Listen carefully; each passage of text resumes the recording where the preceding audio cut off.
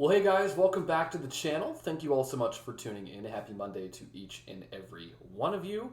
I appreciate your guys' patience. I know I didn't get many videos out this past weekend. Posted a couple of shorts, which you can check in our channel description to watch those.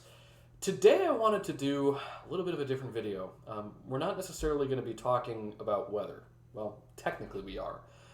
This video is going to be for those of you out there who are looking to pursue a degree in meteorology. Whether you yourself are trying to pursue a degree in meteorology or want to pursue a degree in meteorology, or even if you know somebody that wants to pursue a degree in meteorology and the atmospheric sciences, this video is for you. I wanted to kind of share my story to hopefully help those of you out there who are either in the degree program right now and struggling or about to go into this degree path. So I always knew that I wanted to go into meteorology. A lot of folks, that's usually the case. Not all the time, but a lot of people that are in meteorology right now, it's one of those things they knew at a young age that they were really interested in something to do with weather. For me, it was actually a fear at first. So I remember when I was 7 years old, I would always, every time the sirens would go off, I would immediately run into the basement. I was so scared. I hated that crap so much. I mean, I ran to the basement, and I'll never forget, there was one point, I don't remember what date it was sometime around, say, 2007, maybe 2008, where I ran to the basement, as I usually did whenever I heard a tornado warning and the sirens going off. And I was freaking out, I was crying, all that. And afterwards, nothing happened, right? No tornado, house was still intact. And so as a kid, for the first time, a light bulb went off in my head. And I went, oh, okay, nothing happened. So why didn't anything happen? And so a fear of tornadoes, it went from a fear to a curiosity.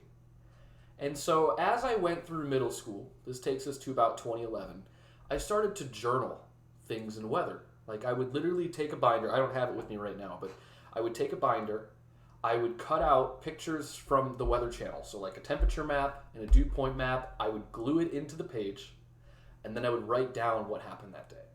And I had journaled for 2011 and 2012. Little did I know, as then a young middle schooler, that 2011 would be one of the most pivotal years and most eventful years in weather history.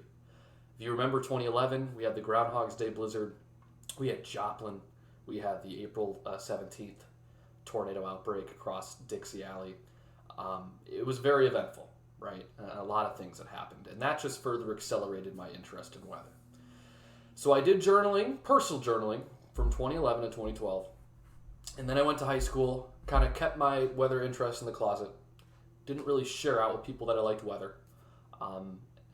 I just felt like I would be labeled a dork. I was really kind of insecure at that time. I didn't want to be seen as a nerd. I wanted to be seen as the guy that played sports. I did cross country and track. So I kind of kept that private. And then after high school, well, I didn't really do great in high school, guys. I had academically struggled. I had a lot of things in my life going on that, played a heavy role and a heavy influence on me. I don't try to use that as an excuse because I think looking back, I could have done better in high school had I just focused and found a way to make it happen and not let personal life things get in the way of my academics. But, here we are, right? Things happen, we learn. But throughout high school, I had a lot of things going on behind the scenes, and I struggled. I struggled with math. I think on the ACT, I got a 18. Classes, I just kind of made it by. I had a lot of opportunities to, kind of divulge to my science teachers my love for meteorology, but I just didn't because I wanted to keep that close to me. I felt kind of embarrassed by it. Again, a lot of that having to do with just personal insecurity. And so because of my poor academics, I didn't really have the opportunity to go to OU right out of the gate. I didn't have the opportunity to go to a major four university, period. And so I decided to go to a local community college. And that local community college, right nearby where I live. And I remember I had to take math placement exams and English placement exams. The English placement exam, I did great. I got placed in English 101. Math, which was my least favorite subject at the time, it was so poor, I got placed in high school math at a community college. It was Math 096, which was high school algebra. And I remember getting the results back on that placement exam, and I felt sort of defeated because that would mean that I would have to take 4 prerequisite math courses before I could even step foot in a college algebra course. And knowing meteorology, I had to take a lot more down the road. For those of you who don't know, meteorology requires not just college algebra and college trig, but also 3 semesters of calculus along with ordinary differential equations and a semester or 2 statistics.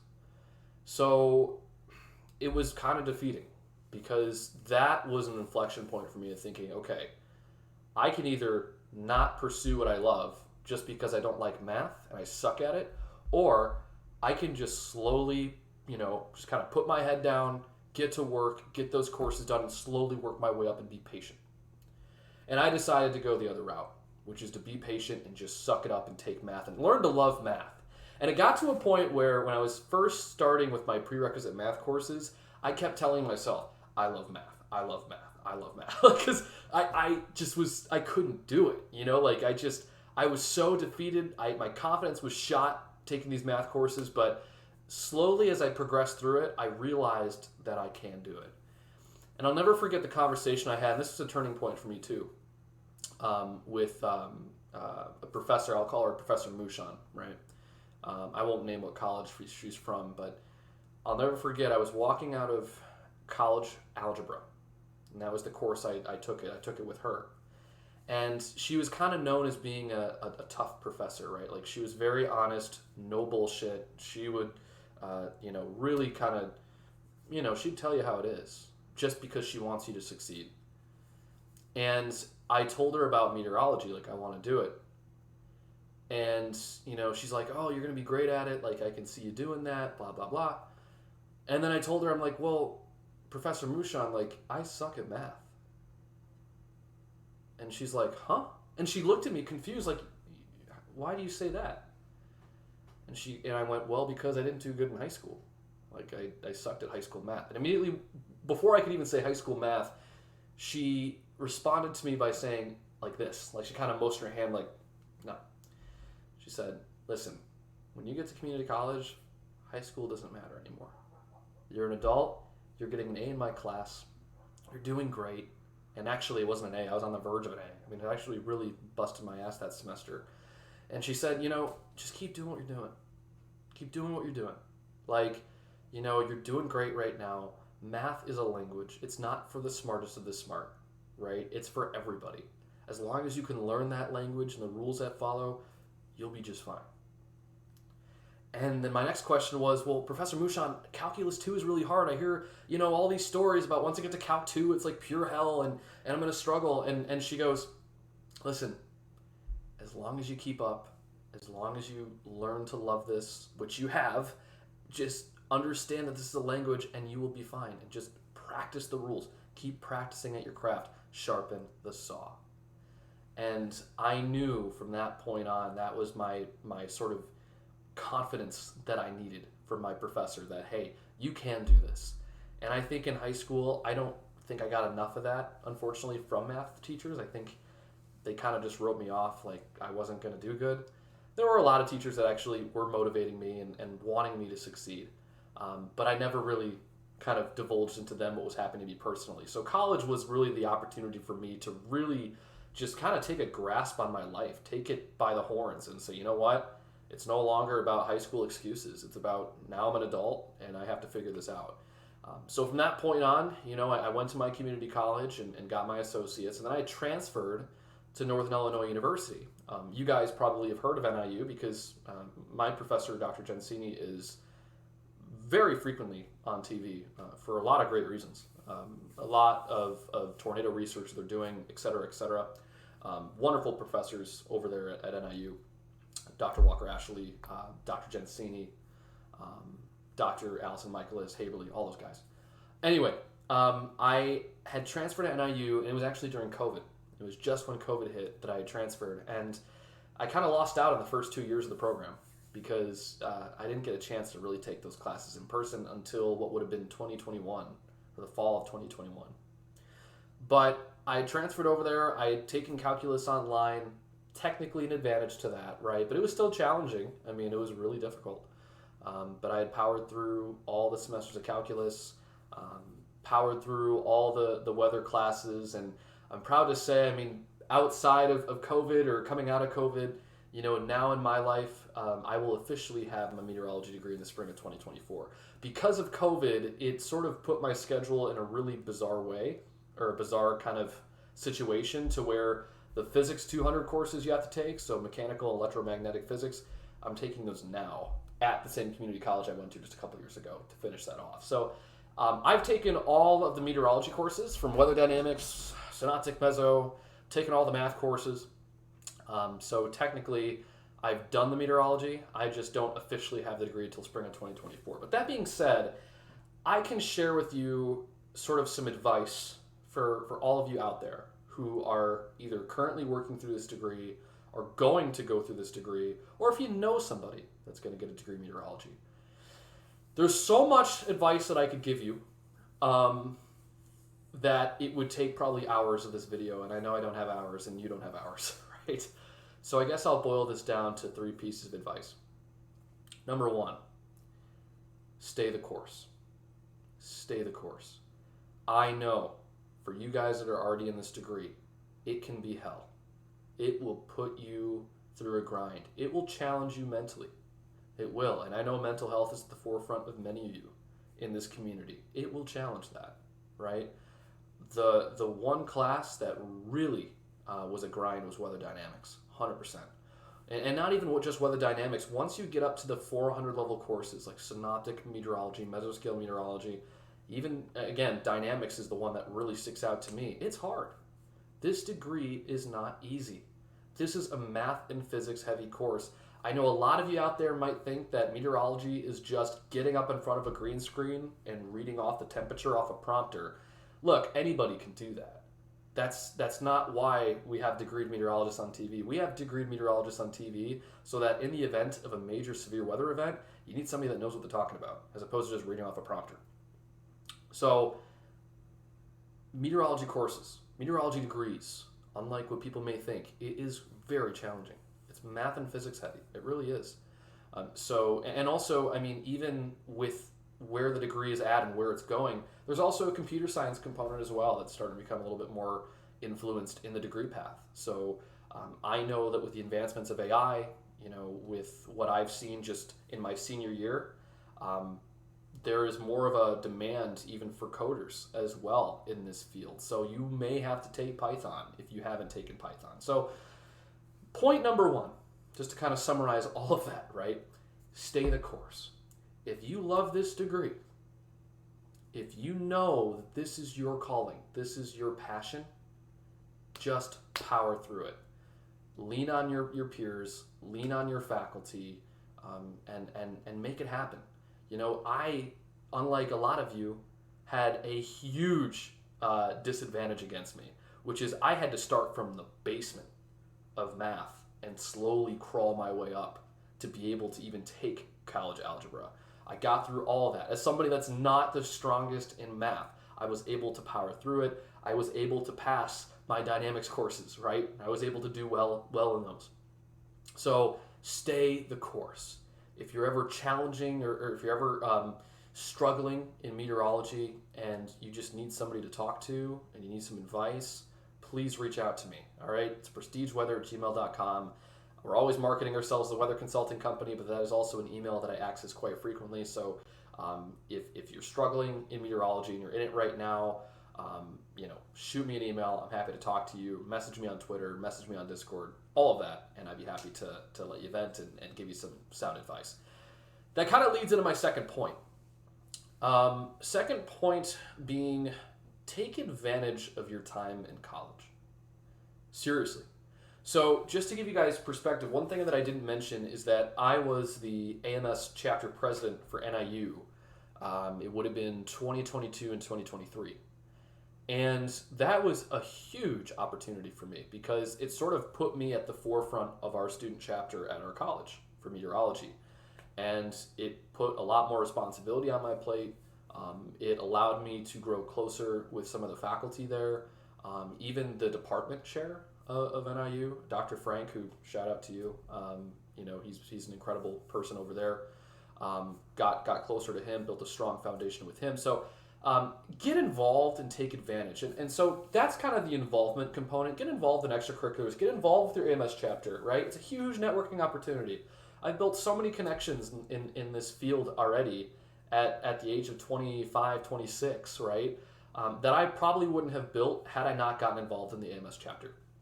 In addition to that, if your professors have office hours, take advantage of it. Take advantage of it. And hey, it doesn't even have to be talking about the homework that you've been assigned. You need help on it. Talk to them about, just anything that can help you, right?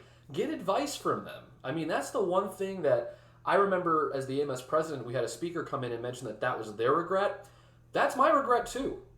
Not taking advantage of the faculty that are there and picking their brain more, right? Huge wealth of knowledge, great opportunity to hear their story and sort of use what they tell you as kind of a launching pad or as a connection, really.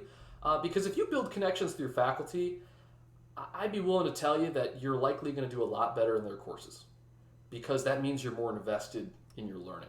So if you're, again, advice for current meteorology students, if you're already investing several $1,000s a semester or per year in your education, those people are getting paid to be there to help you, right? So take advantage of it.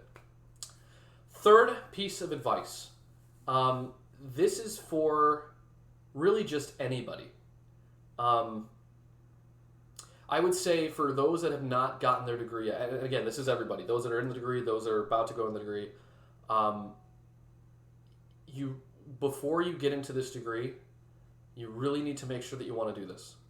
So we talked about the first 2 points. The first one is essentially just enjoy the ride, right? And take full advantage of it. Take full advantage of the networking opportunities. The third point that I'll make is third piece of advice really is if you're not in the degree,